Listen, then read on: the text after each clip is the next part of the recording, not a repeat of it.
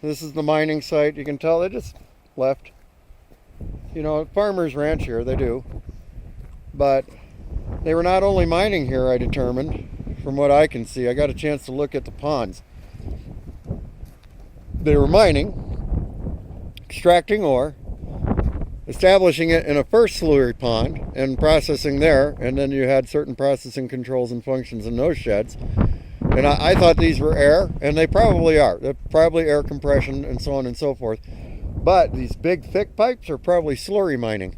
So what they do is they drag the ore up in the slurry, they pour it into here, there it settles out, then they move it into here, and there it settles out some more. And that's where they run the processed ore out and take it directly in to be sold. This nets the miner a higher yield when he sells his ore if he can provide a limited amount of processing to it as well. So that's why they did it on site if they could.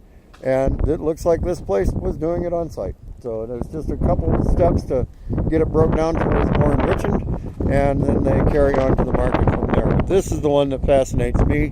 This rig is designed to where it can be pulled in and sit on a truck and pulled out. And I actually climbed it up to this first level, and it's quite, you know, you start looking down the hole of that shaft, and I don't care what you say, that's some dangerous stuff. You know, it's a little scary to think that this is how people chose to make their living and so on and so forth. But I don't judge against it, to each their own, but I'm a claustrophobic fool.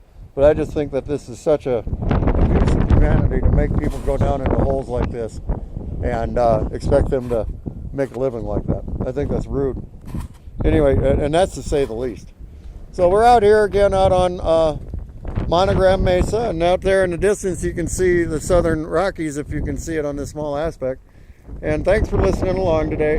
Very interesting site. It has been completely disabled. There's no electrical here whatsoever. But if you ran electrical in, I'm pretty sure you'd have a running mine within a day or two. I mean it. So they left these things to where they could come back and get back into them. Don't you let people lie to you about that one little bit. And why? Because there's other things down there besides uranium. That's all I got to say. Why else would you keep the hole open if there wasn't some type of load-bearing ore down there? And I think that's the case here. And it just seems like because they didn't cut any cables, they just disconnected it. That's still a functional winch in there, so on and so forth. And you know, it's just sad to say that people think that the uranium industry is going to come back, and there are people actually in this area that are praying for war so they can get back in the hole. Isn't that nuts? I talked to one. So anyway, we'll talk to you later. Peace.